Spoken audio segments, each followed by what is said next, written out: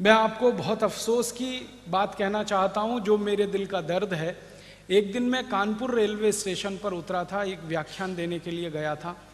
कानपुर आप जानते हैं कि एक ज़माने में क्रांतिकारियों का घर था। नाना साहब पेशवा, तात्या टोपे, झांसी की रानी लक्ष्मीबाई, ये सब कानपुर में इकट्ठे होकर आज़ादी की योजनाएं बनाया करते थे।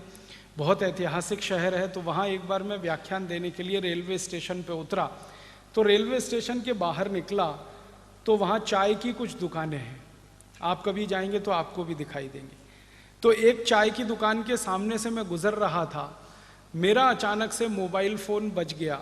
मैंने रुक के उस मोबाइल फ़ोन को सुनना शुरू किया। तो एक कान से मैं मोबाइल फ़ोन सुन रहा था, दूसरे कान से एक चाय की दुकान पर एक माँ और एक उसकी बेटी आपस में बातें कर रहे थे। दोनों बातें मुझे सुनाई दे रही थी, फ़ोन भी सुनाई दे रहा था, उनकी बातें सुनाई दे रही थी। तो माँ और बेटी आपस में बात कर रहे थे। थोड़ी देर के बाद मेरा फ़ोन बंद हो गया और मैंने ध्यान से उनकी बात सुनी। तो उनकी बात का एक ही विषय था। बेटी अपनी माँ से पूछ रही थी, हम इतने गरीब क्यों हैं? तो उसकी माँ समझा रही थी कि हम गरीब इसलिए हैं कि भगवान ने हमको ऐसा बनाया।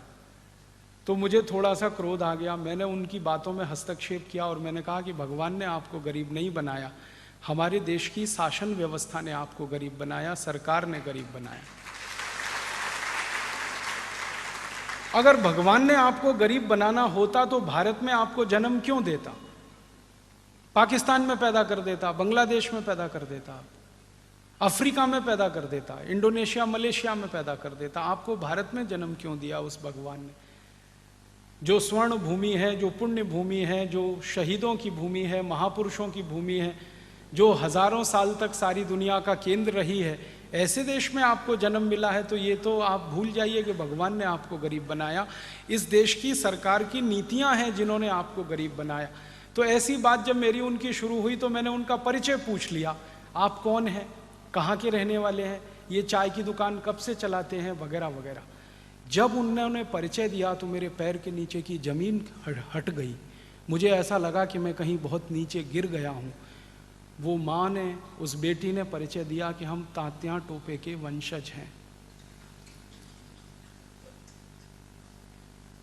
और हमारी गरीबी ने हमको चाय बेचने के लिए मजबूर किया है। उस दिन मैंने अपने आप से ये पूछना शुरू किया कि तात्या टोपे के वंशज अगर इस देश में चाय बेच रहे हैं, कौन सी आज़ादी की बात हम कर रहे हैं?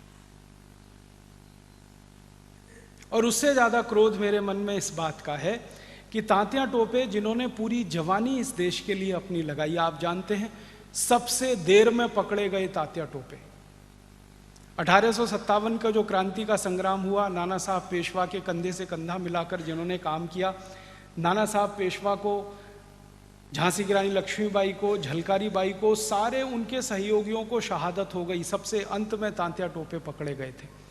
इतने कुशलता के साथ उन्होंने आज़ादी की लड़ाई का नेतृत्व किया था और उनके परिवार के लोग चाय बेचें इस देश में अपना जीवन चलाने के लिए।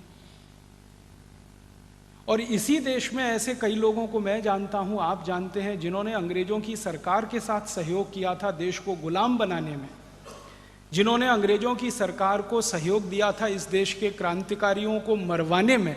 वो लोग इस देश में मुख्यमंत्री बनकर राज करें, उनके परिवारों के लोग केंद्रीय मंत्री बनकर इस देश में राज करें। आप जानते हैं एक इस देश में सिंधिया परिवार है जिसने अंग्रेजों की कितनी मदद की है, अंग्रेजों से कितनी वफादारी उन्होंने निभाई है। 1857 की लड़ाई में एक तरफ क्रांतिकारी लड़ रहे थे, दूसरी तरफ सिंधिया परिवार की फौज अंग्रेजों के साथ क्रांतिकारियों के खिलाफ लड़ रही थी। उस सिंधिया परिवार के बड़े बड़े लोग देश में मुख्यमंत्री बने, प्रधानमंत्री के साथ केंद्रीय मंत्री बने, और तात्या टोपे के परिवार के लोग चाय बेचें इस देश में। सिंधिया परिवार की तरह इस देश में एक और परिवार है, पटियाला राजघराना जिसको कहा जाता है, जिन्होंने अपनी पूरी फौज, पूरी सेना अंग्रेजों को दान में दे दी। 1 करोड़ स्वर्ण मुद्राएं अंग्रेजों को दी थी उस 1857 की क्रांति के खिलाफ काम करने के लिए। उस पटियाला परिवार के लोग मुख्यमंत्री बने पंजाब के, और तात्या टोपे के परिवार के लोग चाय बेचें इस देश में आज़ादी के 63 साल के बाद। अगर यही है तो कैसे कहें देश आज़ाद हो गया? 15 अगस्त मनाना, तिरंगा झंडा फहराना, जनगणमन गाना, ये आज़ादी का नाम नहीं है। आज़ादी इससे गहरी कोई चीज़ है। होना तो ये चाहिए था इस देश में आज़ादी के बाद कि जिन्होंने अंग्रेज़ों से वफादारी की, जिन्होंने अंग्रेज़ों के साथ दोस्ती निभाई, जिन्होंने अंग्रेजी सरकारों को मदद की, उन सबको इस देश में आज़ादी के बाद या तो फांसी होनी चाहिए थी, या गोली से उड़ा देना चाहिए था, या बम लगाकर तोप से उनका शरीर खत्म कर देना चाहिए था। वो लोग सत्ता व्यवस्था में बैठे हैं, हमारे ऊपर शासन कर रहे हैं। उस समय अंग्रेजों के साथ दोस्ती करके शासन करते थे, अब काले अंग्रेजों के साथ दोस्ती करके शासन कर रहे हैं, लेकिन हमको तो मुंह चिढ़ा ही रहे हैं। और जिन्होंने देश की आज़ादी के लिए सब कुछ अपना दे दिया, तन मन धन परिवार सब कुछ कुर्बान कर दिया, उनके सहयोगी, उनके परिवारीजन चाय बेच रहे हैं, कहीं कोई छोटा मोटा नौकरी कर रहे हैं अपने जीवन को चलाने के लिए, तो लगता है कि कुछ तो गड़बड़ है, कुछ तो अधूरापन है इस देश की आज़ादी में। और ये अधूरापन पूरा करना ही होगा। आज नहीं तो कल शहीदों के सपनों को सम्मान देना ही होगा। आज नहीं तो कल शहीदों के परिवारीजनों को सम्मान देना होगा। आज नहीं तो कल, नहीं तो शहीदों की शहादत बेकार जाएगी, उसकी सार्थकता खत्म हो जाएगी। आने वाली पीढ़ी कैसे अपने आप को कुर्बान करेगी देश के लिए? अगर ये कहानी मैं देश के बच्चों को सुनाऊं कि तात्या टोपे ने देश की आज़ादी के लिए अपना तन मन धन वतन सब कुछ वार कर दिया और आज उनके परिवार के लोगों को चाय बेचकर जिंदगी बितानी पड़ रही है, तो नौजवान पीढ़ी के मन में क्या दृश्य बनेगा? कौन सा उनके दिमाग में सपना पैदा होगा? किस ताकत से वो ये कह पाएंगे कि हमारे शहीदों ने जो किया वो ठीक किया?